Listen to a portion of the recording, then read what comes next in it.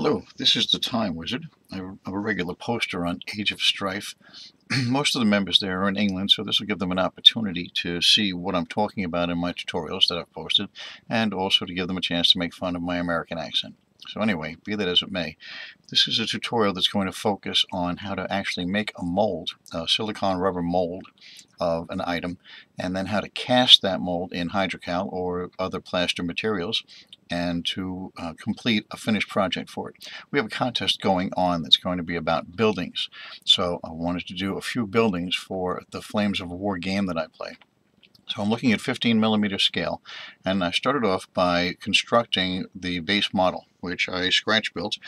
This is constructed really out of just nothing more than foam board, and on that I found a rock wall type of applique at a model railroad store. So I just glued that onto the foam board, and then I found some window frames and window pieces also at a railroad store, and that just got put in there. What I wanted to do was, rather than actually wrap the rocks around the edges, I wanted to be able to place these walls in different configurations. So what I did was I actually made a little corner piece that I'll show you.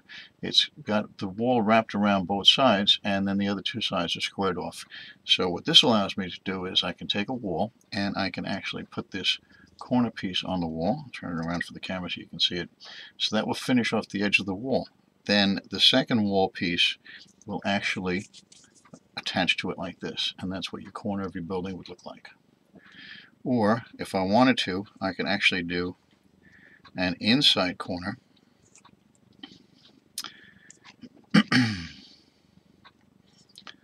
something like this, and use this to finish those two pieces to hold them together, and actually come up with, let me get my hands out of the way, an inside corner of a building. So I have a variety of options that I can do to put this building together. Of course, the first step was, as I said, to scratch build the original walls in the corners of the building. And for that I have two long walls, one with a window and one with a scratch built door that I made and a window in that as well. There are two shorter walls, one with a window, one without. And then just for a fill-in piece, I've got just a very small section of a blank wall. I have the four corner pieces. I just made four to start, but once you're casting, you'll come up with extra ones that you can use. And then, of course, for the top of the walls, the gable ends, which are, again, nothing more than foam board. There's balsa wood is on there to make it look like a kind of a wood and spackle kind of a configuration. And again, this is just glued to foam board. And this will go on top of the wall like this. And that'll be the end or the edge piece of the actual building, and then the roof will go on top like this. What I did to prepare all these pieces was I took Vallejo gloss varnish. You could use any kind of gloss varnish. I just happen to use Vallejo. And I gave everything a good coat of gloss varnish. This is going to help when I spray the mold release on these pieces. It's going to help for the silicone to be able to pick up all the detail but not get stuck into any of the little nooks and crannies and stuff like that. So the next step after this will be to mount these onto a piece of glass and get ready to pour the actual silicone rubber in. So that'll be the next step. Next step is to set up for the actual pour itself. I was going to take all the pieces, put them into one large mold so that I could pour the entire building at one shot. My friend Talis from Age of Strife remarked that that would make for a fairly large mold, maybe a little too large, and it'd probably be better to split it into two pieces. And he's right, so that's what I'm going to do. So I'm going to take these pieces and set them off to the side. When you're setting up to make a mold, the mold making silicone that I use is, I'll come to that in the next step, but it's a two-part. You mix equal portions together. So in order to mix the equal portions, you have to find out how much you need.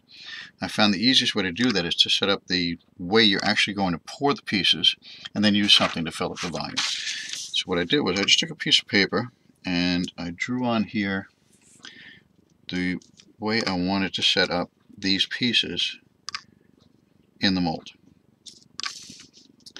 And they're going to be in this kind of configuration. Generally speaking, you want to leave between 3/8 to a ½ an inch between each piece when you're doing the mold. This way you make sure that it's not too flimsy between them. Now, of course, if I just poured some silicone on top of this right now, it would roll all over the table. I wouldn't get a mold or anything. You have to do something to contain it. And I found that the best thing that you can do is to grab all those old Lego blocks that a lot of modelers have anyway. We use them to make sure that we have good straight right angles and good straight edges on a lot of things we build. So what I did was I just took some Lego blocks and I made a pour box that is going to contain the silicone once I make the mold. But how much silicone do we need? There's really no way to judge that or to figure that out just by eye. Well, so the way that I found out to do it, the best way that I found out was I have sand that I picked up from this stuff I actually got from the beach.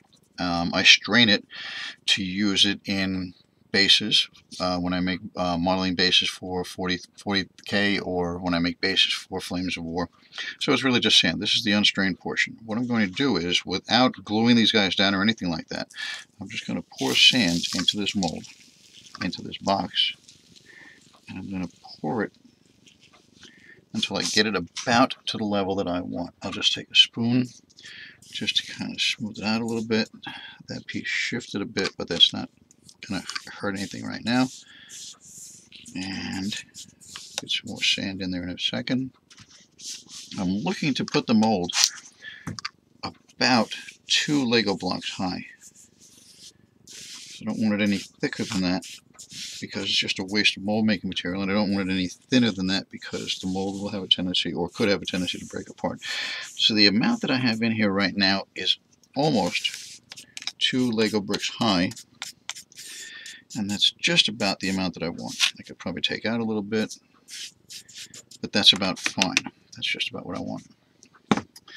Now, the rest of it is very simple. I'm just going to take this box like this.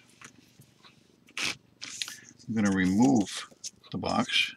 I'll just fish in here and remove my wall pieces.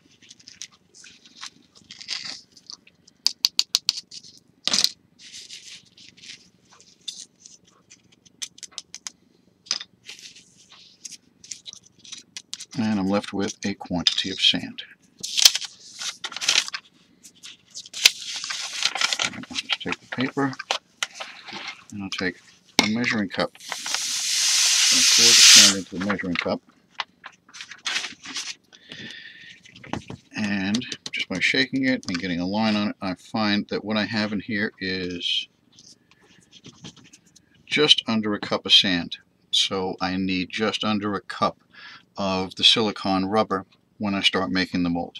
I can pour the rest of the sand back, and then what I'm going to do is I have a large old stencil brush, and I'm just going to use that just to clean the sand off these pieces before I get ready to pour. The pour will be done after I get these pieces glued down to the base.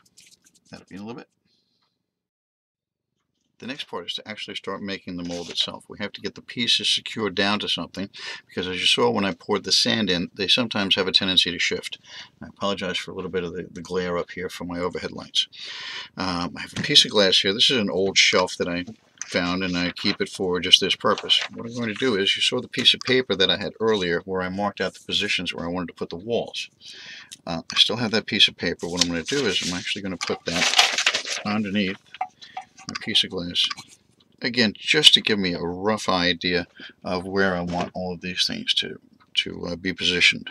And again, I have the mold box, which I cleaned out.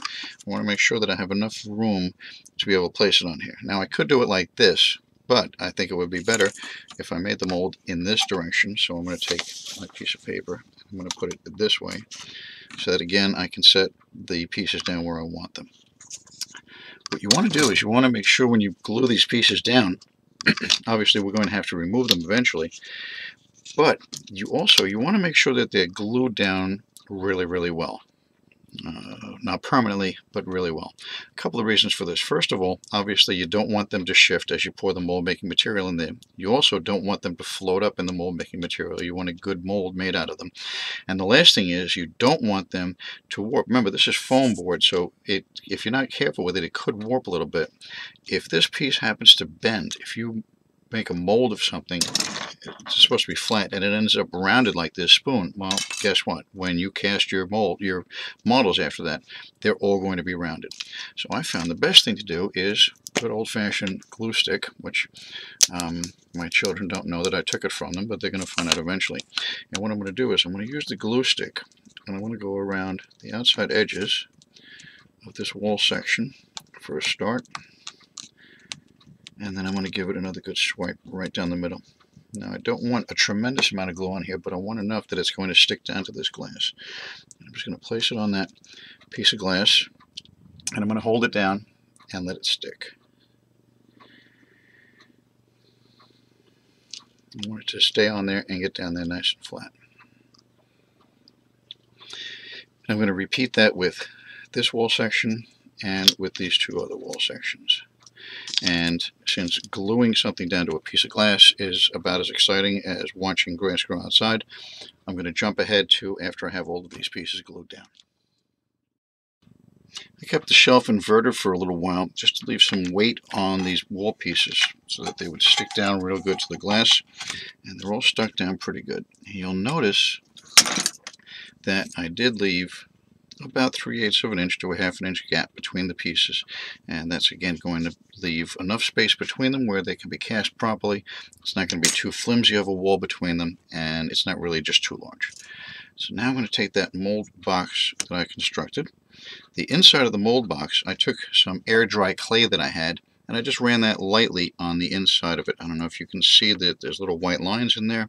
That's just to fill in some of the gaps between the Lego blocks, because sometimes the silicone has a tendency to seep between the gaps in the Lego blocks, and it's really difficult to clean up. So I found that using the air dry clay helps to seal those little holes.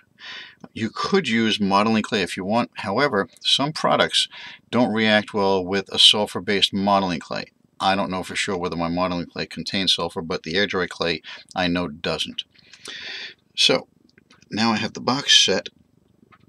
I have a position where I want it, and now I'm going to take some blue tack, which is that other great modeler's friend, and I'm going to use the blue tack. I'm just going to hold this wall down where I want it and just put a little blue tack right on the edge of that mold wall, and I'm going to straighten it out, get it where I want it, use some blue tack over here,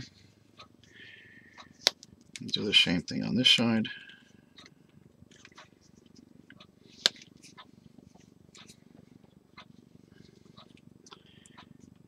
And put some over here. And that's got it pretty much where I want it. I'm all set now to pour the mold. And that's it. Everything is in there really secure. You can see that I can actually move the shelf around.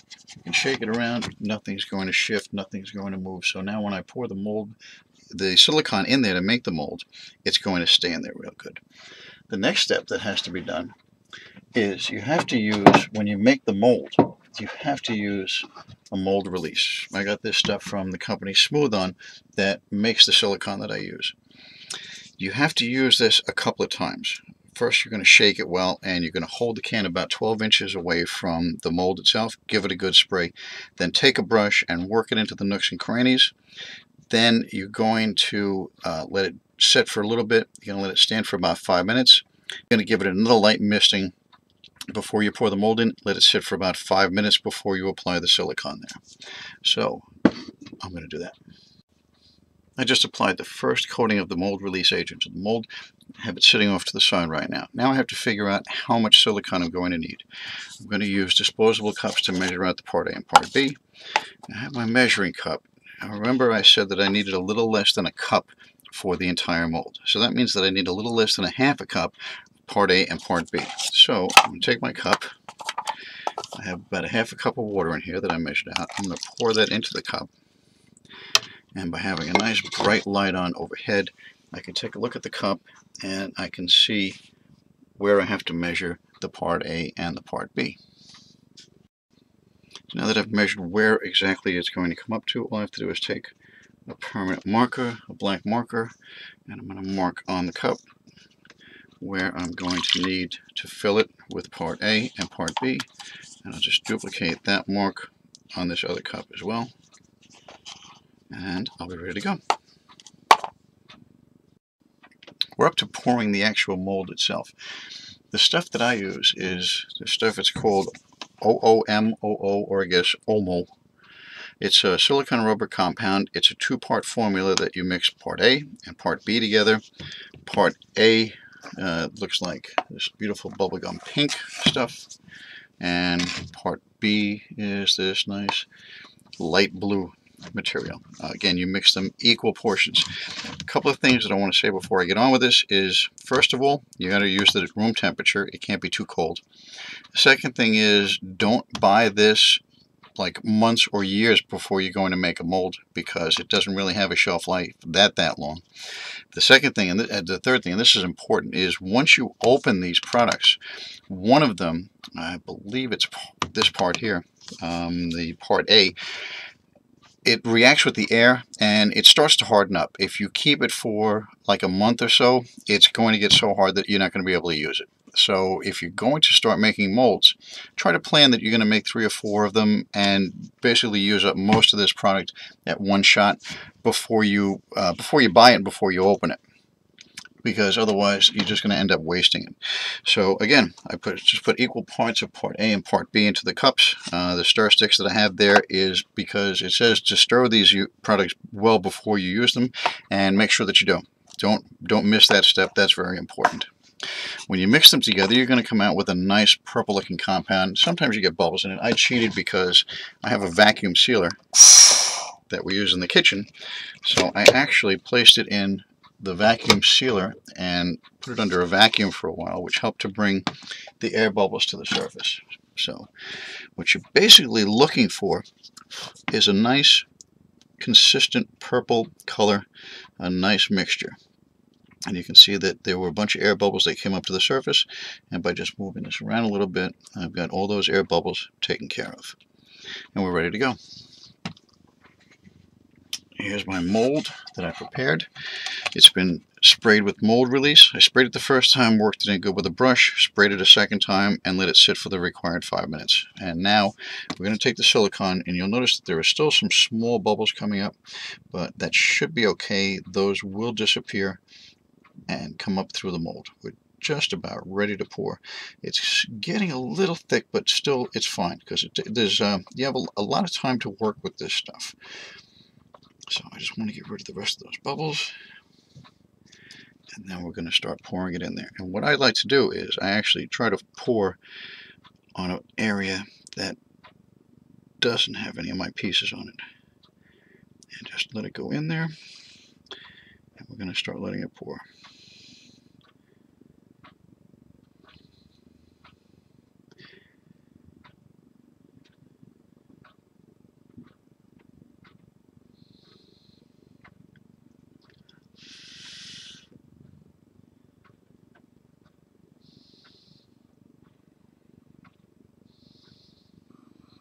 I jumped ahead now to show the completed pour.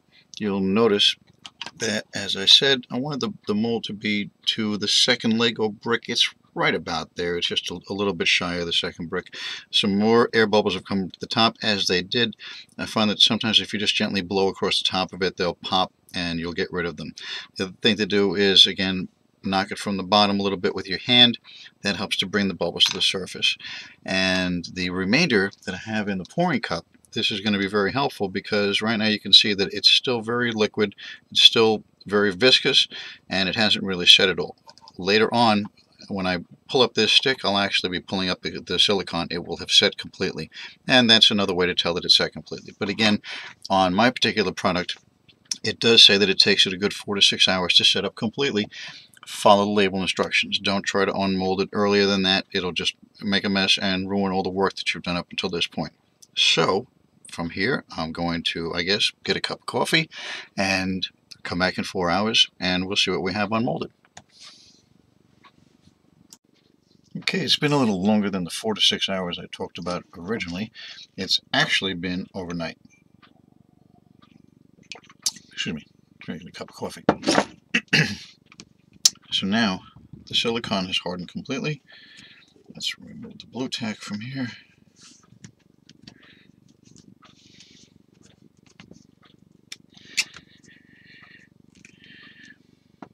see how we did.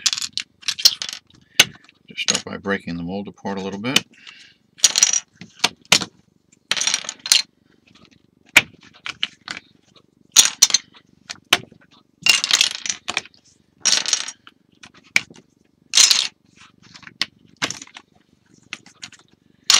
That's the nice thing about using the Lego blocks, is that you can remove this in pieces to release the mold. And again, it's not going to hurt it by curing for a longer period of time. The only thing that would really hurt it would be trying to get it to cure for a shorter period of time. You will get a little seepage underneath the Lego blocks. You can see over here we're a little bit seeped underneath. That's just going to be cleaned up. Kind of like that. So it's not a big deal. Get rid of the rest of the blocks and then start lifting the mold up.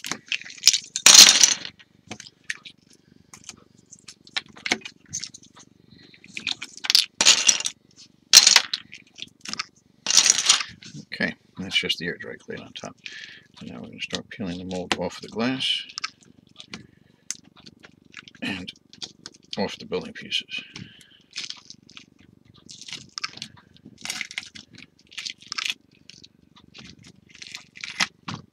And there we have it. And we can see that the mold release did a good job. Got a couple little chunks in here that need to be cleaned up a bit. There's some areas here that I'm just going to have to peel them out a little bit, and I'll take a scissor and I'll trim them. But for the most part, this mold is done. Unfortunately, I have a rather large air bubble right there that got into the mold. I don't know how to see how I can fix that, and we'll have to go in from there. We'll have to see what it looks like. So, but there you have it. There's the project done. And here's the completed mold, all trimmed up and all repaired and ready to go. As I said, when I molded it, I did have a couple of big air bubbles. I had one over here, there was one over here, I had a couple stuck in over here. What I did was, when I made my next mold, which was a mold of more building pieces, once the silicone had been mixed together and was in the mixing pot, as it started to set up a little bit, I just took, this is a little silicone brush that I picked up for applying putty to models and everything, and I just took the silicone brush, scooped up a little of the silicone, and I just kind of added it in there, moved it around a little bit, and I got the larger air bubbles filled in and taken care of.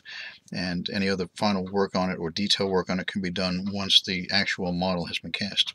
So that pretty much wraps it up for this video. The next video that I'm going to do will show how to actually make castings out of these molds using Hydrocal, plaster of Paris, whatever casting material of choice you're going to be using. And once we're done casting, I'll show you my version of how I do a little finishing work on it, painting and detailing, and we'll end up with a completed building. So it went from the little scratch-built prototype model that we made through making a mold. Second video will be casting from this mold and finishing the building. See you then.